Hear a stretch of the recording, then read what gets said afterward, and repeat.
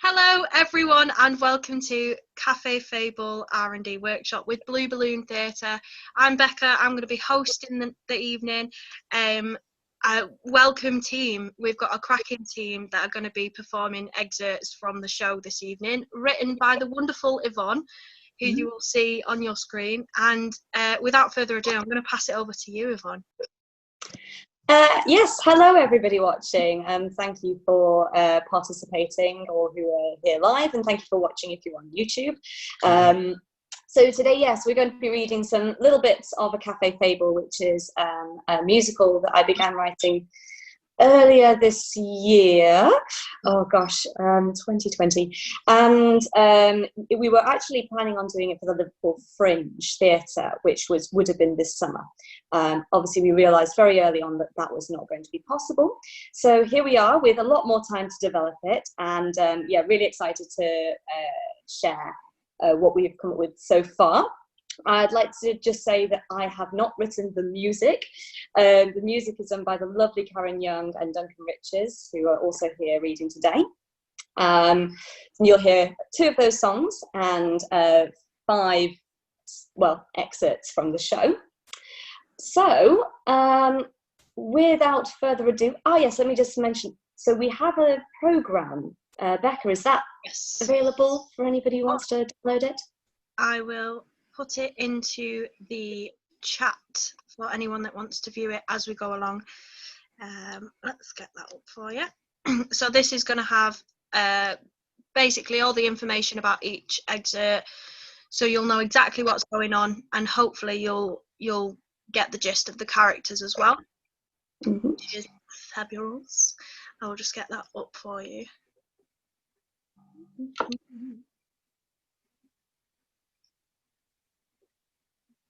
If I can find it.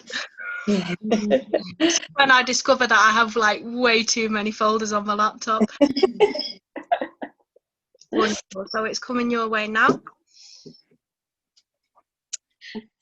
Fabulous. So that's there for anybody who wants to download it and, you know, use that before or along. But otherwise, are we ready to get started? Yeah. Wonderful. Right. So I'll be reading the stage directions, and Amber, Olivia, Karen and Duncan will be reading various characters throughout. Excerpt 1, 5:30 a.m. A coffee shop where Hannah works as a barista. She enters. During the song, she begins to open shop. The barista's story. Da da da da da da da. Da da da da da da da.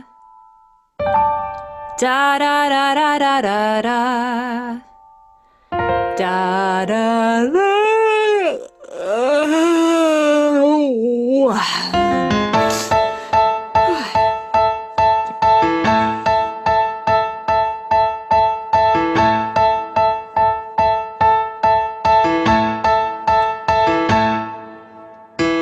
4 a.m. That's when I'm shaking awake. Beep, beep, beep. Oh, for heaven's sake. I've gotten used to getting up at Sparrow's Fart. I never ever was a morning person. I'm not really sure what drove me to open a cafe to pursue a career in latte art. I could hire someone to help a hand, a person who would care and understand, and I could sit down for a change. But when I try to picture someone else in here frothing up the picture, I don't know if I could trust someone else to steer my ship.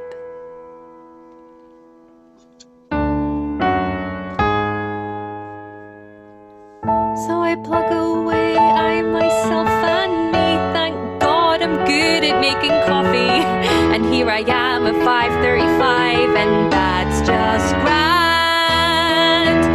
I wouldn't have it any other way. Being my own boss with no one else to pay. This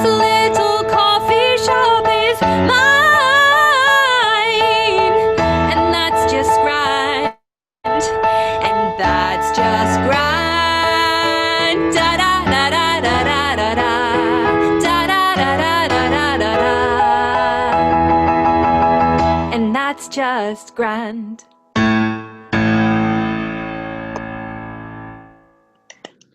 As the song closes, she turns the clock forward to 7 a.m. and turns the open-close sign over on the door. She goes through to the back room. A homeless woman, Trish, wrapped up in several layers, comes in. She looks tentative. She is often thrown out of places like this. Hannah is still singing to herself in the back room. Da, da, da, da, da, da, da, da. I'll be with you in just a second. Okay. Hannah comes through carrying a huge box she can't see over and plonks it down. She keeps setting up during the scene. She doesn't look at Trish.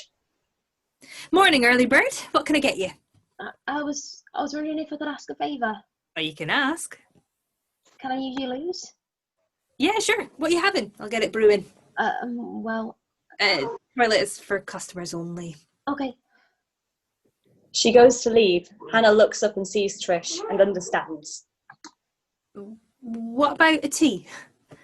Well, I can't... It's on the house. No, honestly, fine. It's okay. Really. No, I couldn't. You can. Are you sure? Yeah, no biggie. Can't have anyone leaving my coffee shop without a cuppa. Well, thank you. The toilet's through there. Milk? Sugar? Yes, please. Thank you. She goes into the bathroom. Bev, a woman who works in the store next door, comes in. Morning! How's the lovely Hannah? Oh, I'm all right, Bev. Tired, but what's new? Usual? Oh, please, it's freezing out there. How do you keep this place so warm? I might rename my shop the Igloo. It's all the heat from the kitchen. Seriously, my energy bills skyrocket this time of year. It's barely worth opening. I had to ask some woman sleeping in my doorway to leave just now. It worries me, having them hanging around outside my shop all night. I'm thinking of getting more security. Security? Like guards? No, just like alarms and CCTV. Stop breaking in at night, squatting. Trish comes out the toilet. She stares at Bev. Bev looks back and forth between Trish and Hannah. Would you like to sit down and have your tea in here? It's freezing out. Really? Of course. If you sit in the window, people notice we're open. You'd be doing me a favour. Okay, thank you. There's sugars at the table. She sits down with her cup of tea, almost disconcerted by the welcome she is receiving. She glances over at Bev, worried. Hannah, that's the woman. The one I had to evict from my doorway this morning. Okay. She's homeless. Yeah, I thought she might be. Well, you can't let her sit in here. Why not? Because you shouldn't encourage them. To do what? She'll start hanging around, being a nuisance, begging from your customers, selling drugs or, She's just having a cup of And tea. I don't want her thinking she can sleep in my doorway, right next to my shop. It's not that sort of place. And you shouldn't let her sit in the window. It'll put your customers off. She's just having a cup of tea. I suppose she's paid you for it. Well, no, but... Hannah! Look, Bev, you can't tell me how to run my coffee shop. I'm not telling you. I'm just strongly advising you. Don't encourage her. She leaves. Pause. Sorry about her. It's alright. Are you okay? I'm used to it. Why don't you throw me out? Well, that wouldn't be very good customer service, would it? Well, I'm not a... No. You're welcome here. End of excerpt 1. Right, just find the next one. Excerpt 2, 11 a.m. Vanessa walks in carrying a yoga mat and a keep cup. Hi, Hannah. God, I really needed that yoga. I've been so stressed with organising the twins' birthday. I think I really needed that moment to just, breathe, do something just for me, Can I get a matcha latte, please, to go? And here's my keep cup. Got to save those koalas. You do matcha, don't you? It's what Japanese monks drink to sharpen their mind or something. Help them levitate or whatever. All the health gurus drink it. Oh, honestly, I am so renewed. I just knew that I was going to bring all that stress, all that negative energy to the twins' party. And after 3 weeks of non-stop organising and party planning, I do want to actually enjoy it, Birthdays are so important in my family, especially with twins. And it's just so special when they're young, And those early experiences and memories really shape their personalities for later in life. And if I was stressed, the kids would pick up on it, you know, and they'd be stressed too. They're very perceptive, even at 6. Do you want kids? Oh, of course you do. Someone as lovely as you, Hannah. But you have to look after yourself, you know. Give yourself that much needed me time. Because now I've had that moment to just breathe and look after myself. I can look after the little ones. You know what I mean? You've got to give yourself that time to bring it all into perspective, you know? Oh, I can't stay long. I have to collect the birthday cake in a few minutes from that nice cake shop round the corner. You know the one I mean? It's a 4-tier frozen-themed birthday cake. Gluten-free, sugar-free and fat-free. Literally, I've got frozen decorations, frozen cake, frozen party plates, frozen music, and we've got one of those girls dressed as Elsa coming round to sing or play games or whatever they do. I have literally been living and breathing Frozen for the past 3 weeks. Literally. But it's all going to pay off. Not long now till I can let it go. See what I did there? Do you smell that? The matcha? She sniffed the keep cup reluctantly. There's like a body odour smell. Oh, I think it's She coming did. from that woman. Oh, she's a customer. But she looks like a... Well, I don't know if you're supposed to say this word, but a hobo. Oh, would it matter if she was? Well, are you happy with her sitting in here? Very. But do you realise, and I hate to say it, but she is carrying a slightly unpleasant odour. And for all you know, she has fleas. I've heard that they often have fleas, or nits, or whatever. What about hygiene? You serve food here. She's just sitting inside having a cuppa. Oh, yeah. And I know you've got to look after the homeless, so I don't mind. But some people are funny about that sort of thing. I don't really care, but some people do. Some people, eh? Would you happen to fall into that category? Oh, no, of course not. I was just saying. I can hear you, you know. There's no need to get angry. Oh, yeah? Well, how would you like it?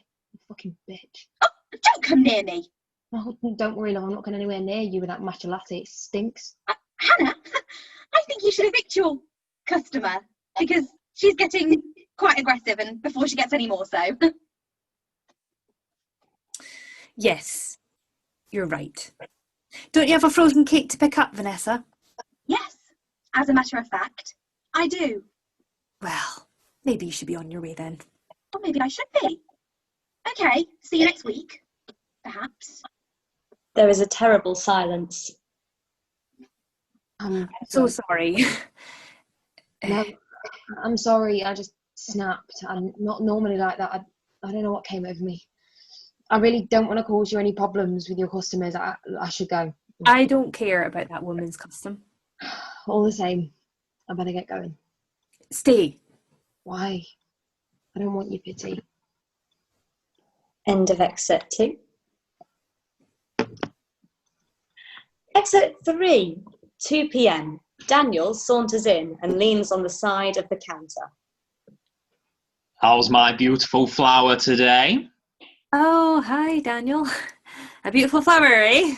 Yes, how is thee? Not too bad. I'm in good company today. Well, I would like to order a latte and a bacon roll. How many times, Daniel? I don't serve meat. Oh, it's just a little bacon. Well, I don't have any. Can do your veggie sausage wrap. Ha! You mean a cardboard bap? Yeah, they're pretty good, you know. Why don't you try one? If you don't like it, I won't charge you. Oh, a challenge. She is a feisty one. Well, if they're good enough for my beautiful flower, then I'm sure they're good enough for me.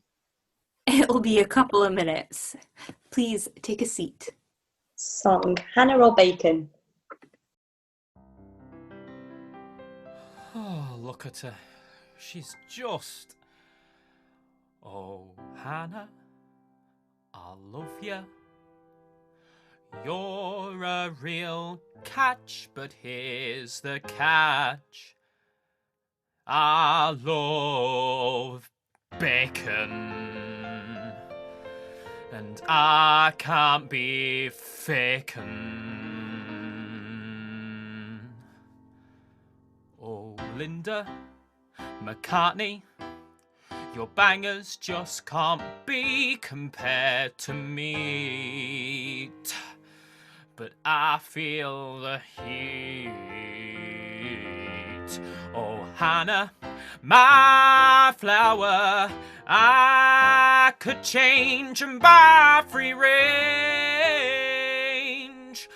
But could I go vegan for a woman? Not long now. Anna, I have to ask you something. Okay. Would you go out with me if I promised to go veggie? I don't think I could go vegan, but I could try being vegetarian for you, if you want me to. I might slip up every now and again, you know, the odd bit of bacon or a steak, it's bound to happen. But I would really, really try, for you. Oh, Daniel, what can I say? That's very kind, but I don't think I would go out with you. Really? I'll take you to the Egg Cafe, it'd be dead romantic. Well, it's not to do with whether you eat vegetarian or not. I don't think we've really got much in common. But if I was vegan, we would have that in common. If you're gonna go veggie, do it for the animals, not me. You're my flower till my last hour. I'd do anything for just a fling. Okay, Daniel, I think that's enough of that now. Hope you enjoy your veggie sausage roll. Bye!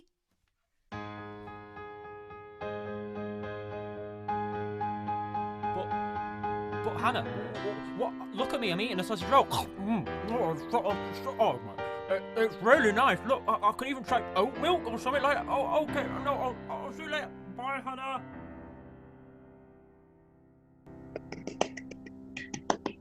She ushers him out. Sure will, Hannah. Ta-ra. Raymond enters. Did I hear... Did I hear singing? It was Daniel. Oh, that pest. I'd have shooed him out if I'd seen him. I reckon he's harmless, really. Really, though, when you're here alone, do you feel safe? Don't you wish you had someone else here, so you weren't alone? I don't feel unsafe. Okay, but don't you wish you had someone to help out a bit? Take a load off your shoulders? I manage well enough. Hear yourself, Hannah. Managing well enough. Don't you want to thrive? And I don't mean just the business, I mean you. I'm fine. I'm fine. What about great? I've never known you to take holiday. You do 12-hour days, 6 days on the trot. If you hired someone to help you out,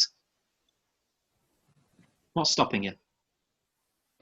It's a huge decision. I have to find someone that I trusted. This cafe is more than just coffee beans and croissants. I need someone who would uphold the essence of what I'm trying to create here. You know, genuine kindness and warmth and connection. I can't have staff with plastered fake smiles, slapping mugs down on tables and going on their phone instead of speaking to the customers. I can think of someone who seems genuine. Someone who seems to get it. I don't know. I've worked so hard in this place. I don't think it makes any difference who the person is. I just struggle to share responsibility, to trust someone with it. This cafe is my baby. End of excerpt 3. Excerpt 4, 3 p.m. May I ask you something? You can ask. How long have you been sleeping rough? I've been without a home since spring last year, so you can string the dots together there. I stayed in a hotel at first that didn't work out, too many Vanessas.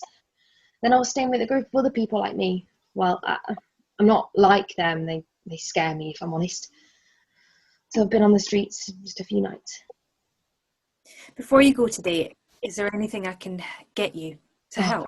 No, Hannah, you've been so kind already. Nothing. I'll take some water with me and might use the bathroom before I go scrub up a little. I hate asking, but do you have any spare tampons or something? Sure, of course. Let me get them for you. That's great. Sorry, it's a bit embarrassing. Not at all. What would help you to improve your situation? Is that assumptive of me? I'm sorry if that offends you. No, it doesn't.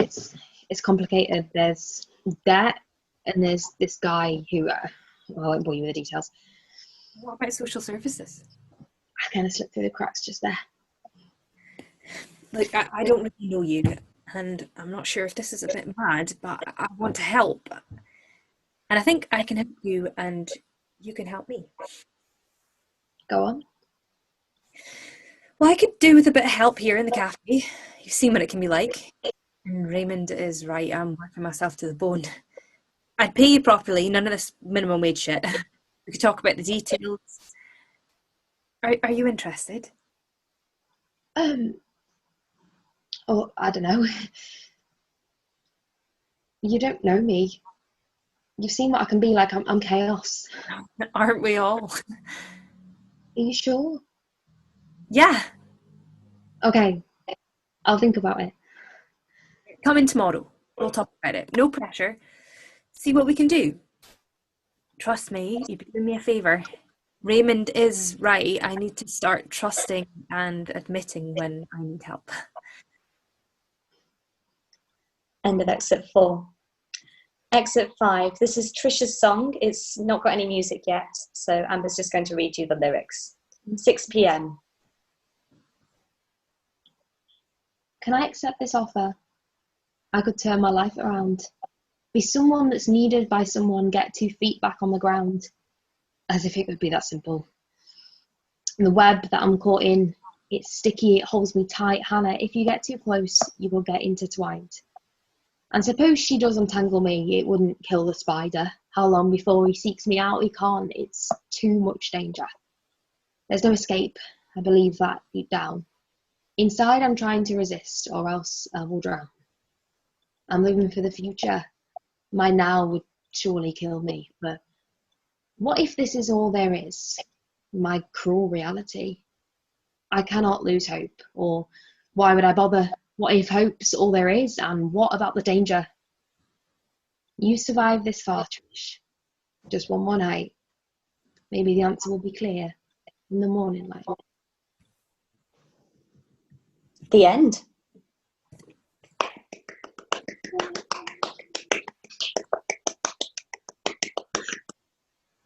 Well done, everyone. Well, that was fabulous. Well done, team. That was brilliant.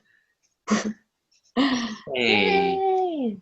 I know we're recording. This might be an odd thing to say, but Duncan told me that I forgot to share my sound in that song. I don't know if you want... Well, in the second song, it was coming through my speakers rather than in the sound. So if anything was a bit wobbly in that, I'm sorry. It actually sounded fine to me. Yeah, sounded fine here as well. That's cool. I just wanted to check. Sorry. Wonderful. Wonderful.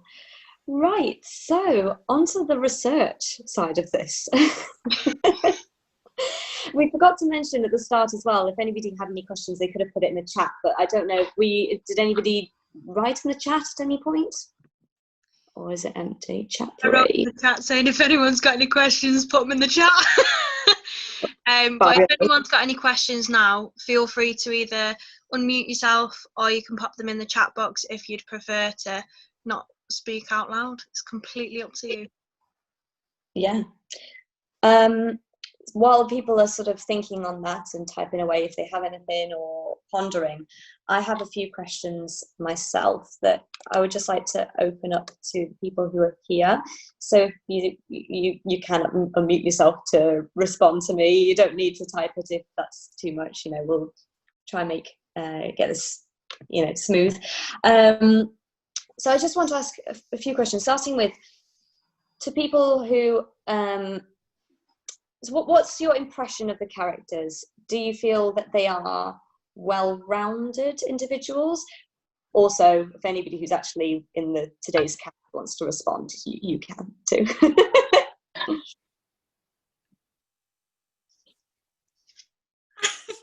Go on, Jazz.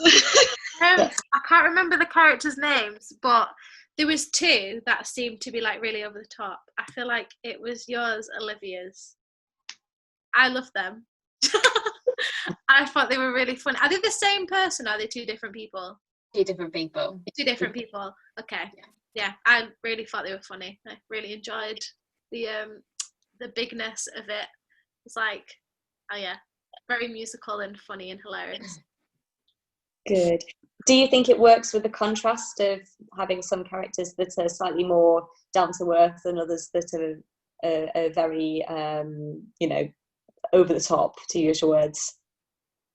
Yeah, I think it's fine. I think you can get away with that more in like musical theatre, and I kind of like that. I don't think it's fun to have everything really naturalistic and really, I don't know, it gave a lot of energy to the scene, and I think it made your lead character more likeable, and you really want to get the audience on side with her, and I think that really works with that angle as well. Good. I also want to ask, do people feel that the dialogue is dynamic?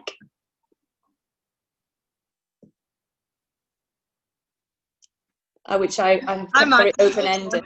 I'm going to say yeah. I think what Amber did really nicely, and I think I know this because I've read for your character, I think what you did really nicely was you got that sort of really humble side of her, the thankful side of her, but you also got that angst as well that I would imagine a homeless person would feel, because often they're sort of disregarded, and you know, it's very hard, I think, when you're privileged and you come from a comfortable place in life, you know, you have a house, you have a roof over your head, to take on a role like that and to be able to find that level of almost attitude, I think. And I think what you managed to do really well was harness that angst from Yvonne's writing. So well done to you. Smashed it. Yeah, really well done. Do people feel that the subject matter is dealt with quite sensitively? Because I was really scared of getting it wrong. Yeah, I think so. I think what you've done well is that you've managed to encapsulate both sort of views about homeless people, but not do it in a way that's like, oh, like with Olivia's character, like it's actually really offensive what she's saying, but the way she delivers it, we can still kind of like laugh and cringe at the same time and like, oh my God, people are actually like this, but it doesn't make you disconnect, which I think's, you know, you've done well.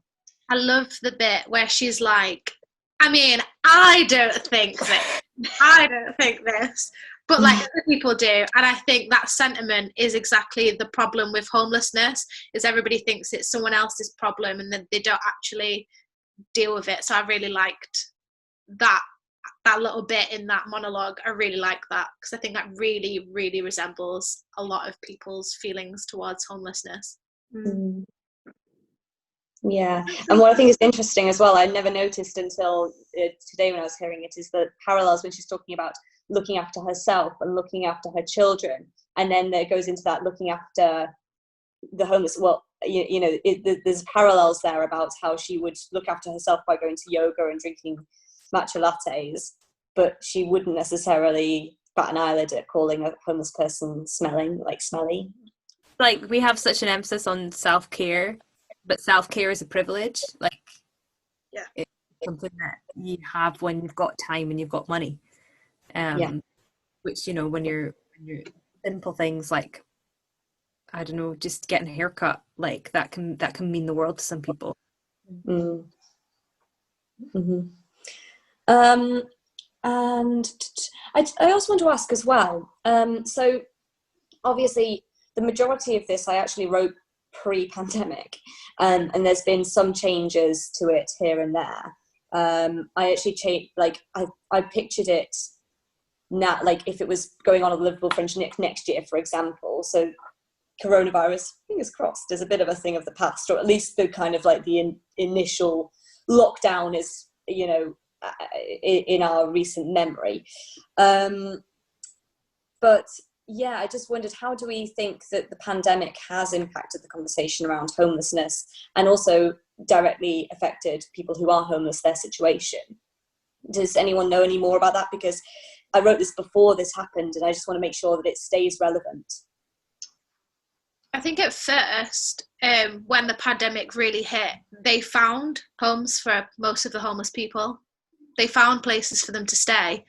And then once we kind of came out of that aspect of lockdown, they were all bunged out. People were charitable. There were footballers opening up their hotels for homeless people.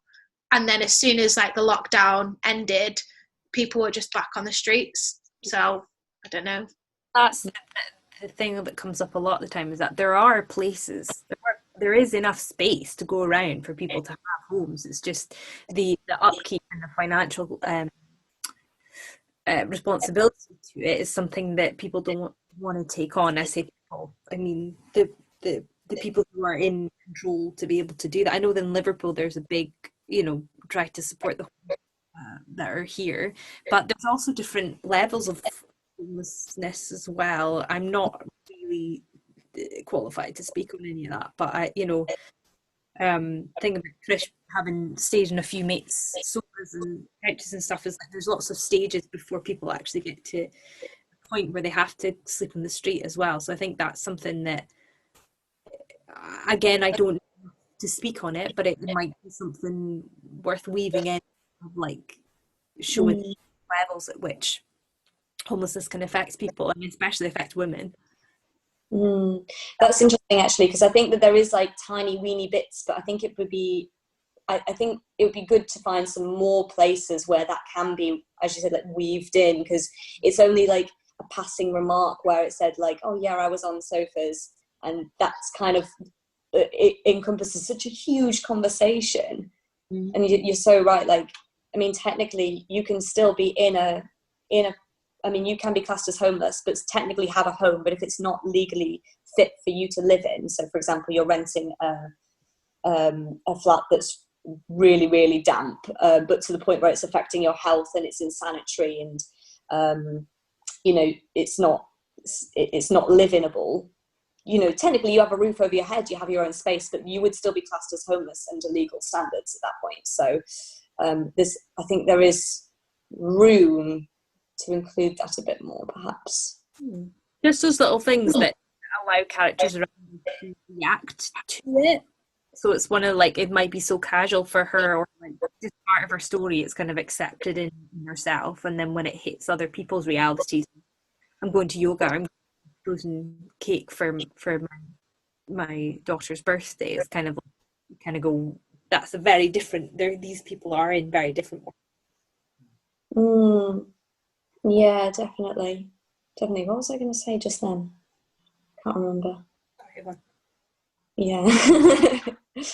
And does anybody have any further questions, or things that they want to pipe up and say, things you liked, or things that just generally you felt maybe need work? If you noticed any moments where you're like, oh, constructive criticism, hat on. Opening the floor. Something that I noticed in that particular run was Trish asking for a tampon. Yeah, that pinged out.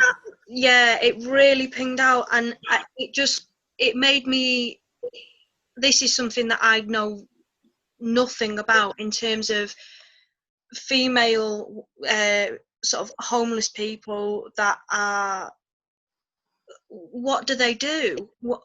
Is there anything accessible to them in terms of, when they're on the periods? It just makes me think of the whole sort of period poverty situation, and I'd love to have a look into that, whether there are any charities that do help in that specific area, because Karen's right, it really pinged out in that read through, and it suddenly sparked my interest. And yeah, I think that was a really nice sort of, whether you did it knowingly or not, it was a nice thing to include, because I do think that's incredibly important, as well as the homelessness, of course. Yeah. I mean, we've all, not all, but as I can see, a lot of us are women here. So we've all experienced coming on your period unexpectedly, or even even if you are prepared and you have something in your handbag and you're like, shit, I need to find a loo like soon. Yeah. It like, imagine that, and then just not having the money to buy stuff, not having anywhere to go, you know, not having. I mean, again, I just don't like to make general sweeping statements about people's situations, but you might not even have spare clothes to change into. You know, it's something that I've always pondered and wondered. I'm all the same, Becca. Like, there's very little on it. Like, I have given it a bit of a Google. There's probably stuff out there, but I don't know much about it. And I mean, like, I don't know if you're wanting to make it. I know that we've mentioned the Egg Cafe, but if we're making specific to Liverpool, there's things like the Whitechapel Centre. If you wanted to put stuff like that in, obviously don't know which way that would go as to whether it's something positive or negative, or is an option or hasn't been an option or whatever. But we could also use local charities and local knowledge to like input into it. That's true. Actually, like, reach out and ask them. Yeah. Does anybody know anybody who's been homeless? Yeah. That you know. I work with someone who has been homeless and found out that he lived like 2 minutes from my mum's house, and we both lived in the same area, but he was in the homeless shelter. That's pretty shocking to hear. Yeah, I've got a friend who was homeless for a small period for a period of time, but I don't know whether they were couch jumping or I'm not sure of the situation. But I mean, that's the thing that's so difficult. It's like, it's so hard to know. Everyone's story is different. I think it's just about making Trish's story crystal clear. Yeah. I think sort of on that, like, I know you've just asked about if we know anyone homeless, but like, sort of going back on that and talking about what exactly is her history, like, just being like absolutely sure on how, because there's a brief bit where she mentions it, but like, I've been out since spring. She's only just come out of the homeless shelter. And I wonder if it's making more, like, adding more, like, knowing exactly what she's done, knowing exactly what she is, because then you can build everything else around her. Yeah. Because then it's the thing of, it's what's her name? Bev, who owns the thing next door.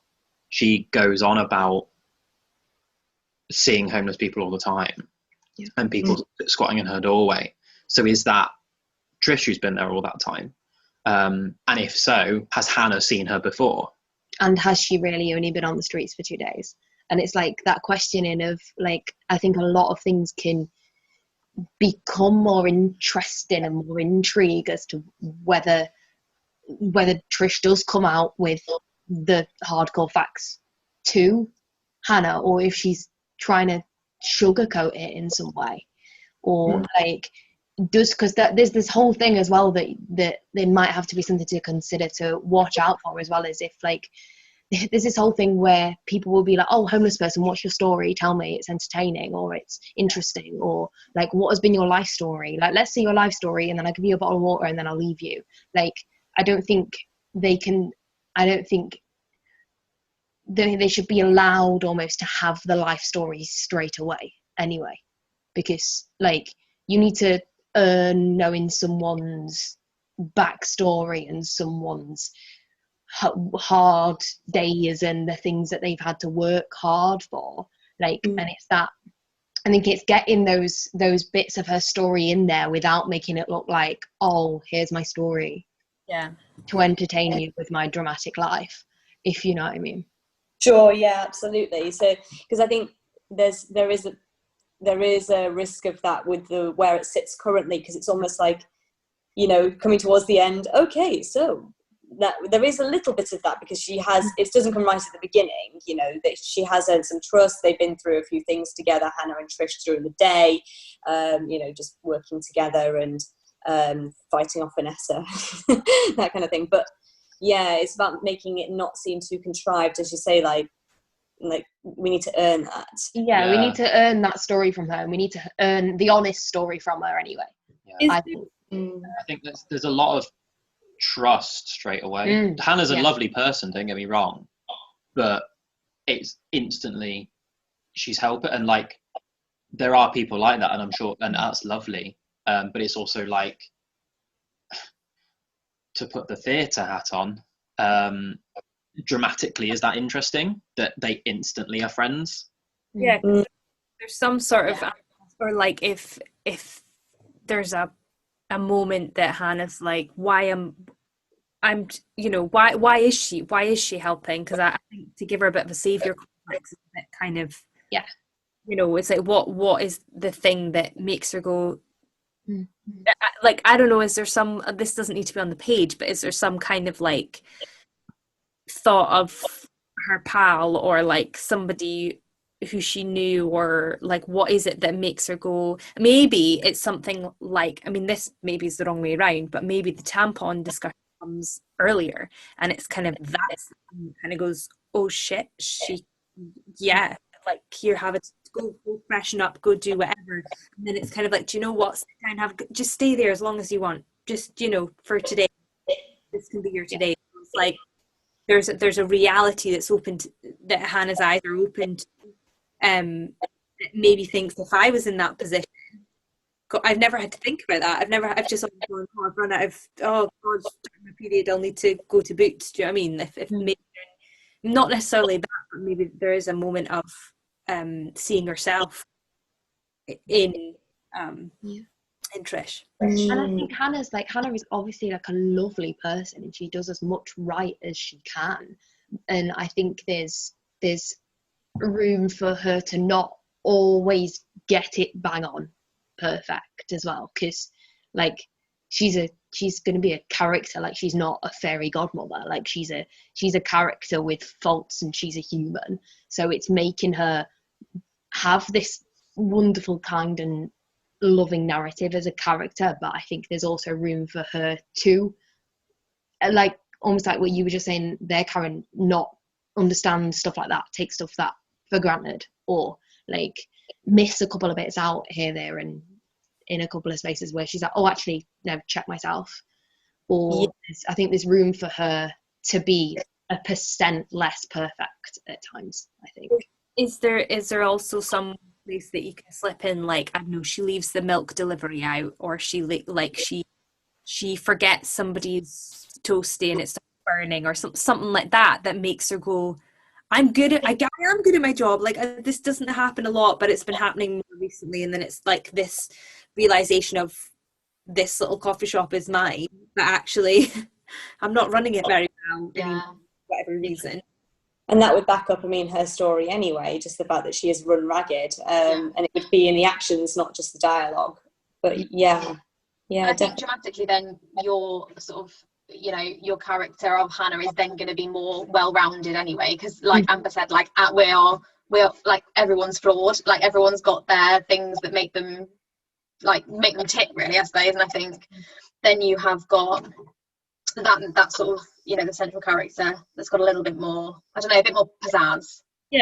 And I think because there is a lot of almost dramatic content that surrounds it, there is her backstory, like a homelessness backstory, obviously, and a lot of all of these sort of outside the shop dramas, that I think there then might be room to, again, putting the theatre hat on, to create more immediate dramas, if you know what I mean. So not like, because there is a lot of, this backstory of this guy might be coming in, or something might be happening, or all of this has happened to me, that sort of sits outside the world of the shop, and the shop is somewhat of like a little bubble at the minute, which is a lovely quality, but it's whether some things can happen dramatically immediate, if you know what I mean. This might be a bit left field, Yvonne, so excuse me, I don't mean to step in, but like, is there room for, like, if somebody's taking the mick at a Trish and Hannah goes, actually, please don't talk to one of my employees, like, and puts an apron in her hand, and they're like, what, she works? Yeah, she does work here. I mean, I was just wondering. I mean, that's a fantastic idea. I really like that. The way of saving that it's not necessarily that's how she works there, but then it's kind of the idea is planted of like, yeah. I mean, that would work perfectly in the scene with Vanessa. I was also just thinking, like, there's a scene which we didn't read this evening, in which somebody comes in and asks for a really, really long list of all sorts of different kind of drinks. And I'm wondering whether Hannah could absolutely, like, fail. Like, she could try on her own, because at the moment it reads that Trish gets involved straight away. And there's definitely room there for Hannah to, like, try and do it on her own. It's just a metaphor for her always trying to do things on her own. And then she completely fucks it up. Yeah. Sorry, YouTube watchers. and then she is, you know, Trish is able to offer that help, and it goes that way. And I really like what you're saying there. So I definitely can see ways of this bringing more drama. Like, this has been really good for me to actually see how. Also, I wonder, at the very end, Trish mentions that, you know, there's this person, this spider, and I wonder if we could bring him into the cafe, so there's a bit more specifics there, and also so the threat is more immediate. Or it's whether he's either in the cafe or something happens to a cafe overnight, or like it's almost that like imminent danger of something that's pressing in on them a little. Can I ask a question? Why does this character feel like she has to run everything by herself? Why does she not have someone to help her, or what is it about her that's made her so determined that she has to do it herself? I don't need an answer, but I just wondered. It's like, I'm stupid to make the comparison, but like in Fleabag, she's obviously run this cafe with her friend, and then you find out this awful thing that she's done to this person.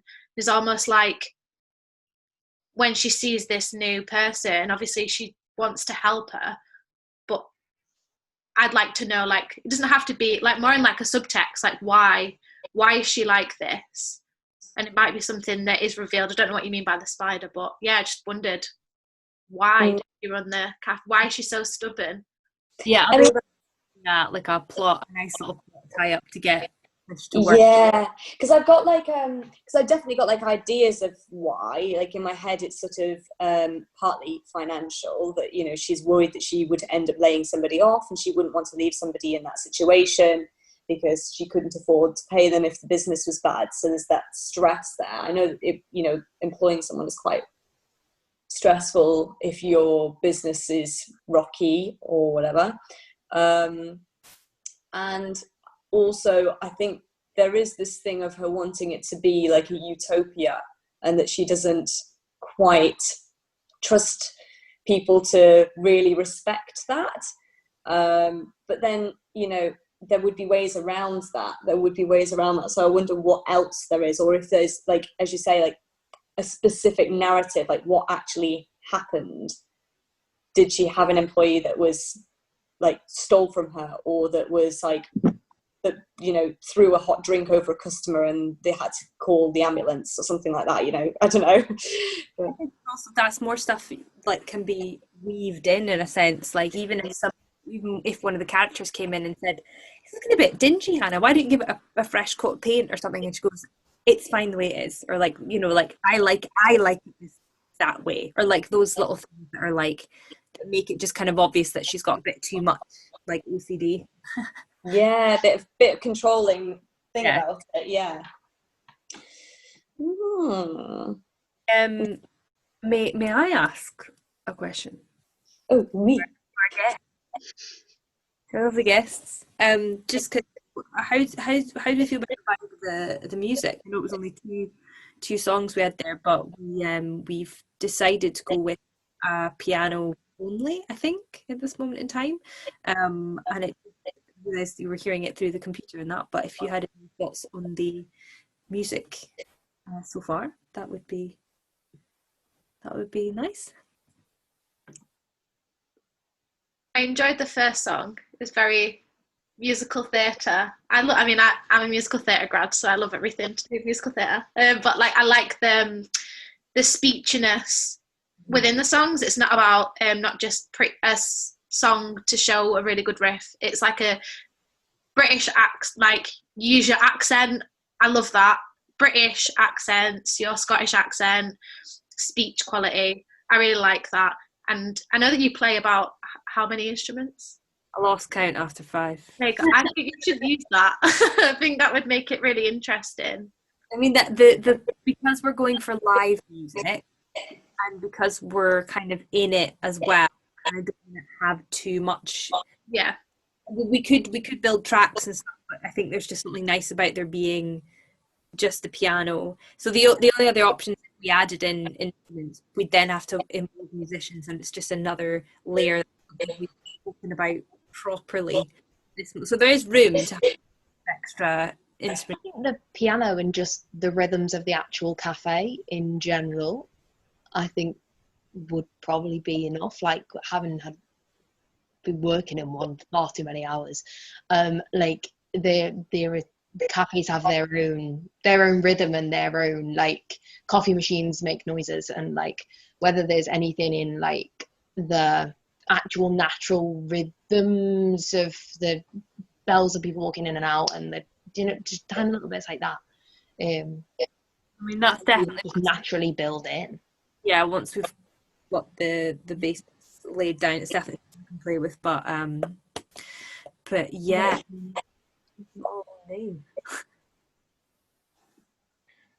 I love the music so far.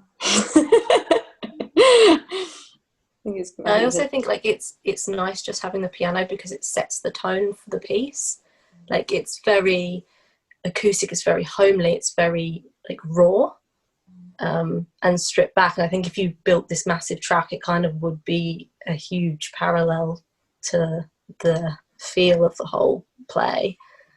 I think it also depends on what the song is, because we've only sort of built on a couple of them just now. They've kind of all they kind of come out of what we're trying to aim. So the second one, the Hannah or Beacon, sort of came from an Elton John kind of feel, like a, you know, like don't let fun, you know, energy come in, gonna be like, I'm gonna seduce her with my Elton John, you know. It's like he sits down, in fact, I don't know, you know, stupid, he sits down at the piano with his glasses on and like rocks out.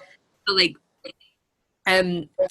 they all kind of are silent, because I sent another option of that song to Yvonne, but Duncan sort of suggests that the Elton John style is keeping it British. So I think that's something we're trying to aim to do, is to keep the British style, whatever that may be, or like depending on what the context of the song and the feel of the song should be, as to what sort of genre or what nope. We're trying to hit that with that song. So we'll see what the others sent to us as we. Yeah.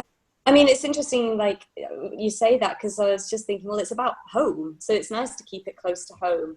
And I think you're right, Lauren, sort of the tone of it is that, I mean, it's stripped back to a certain point. I mean, we've got a lot of multi-rolling, like Liv read for 2 characters today, Duncan read for 2 characters today, but there's other characters that they would play as well.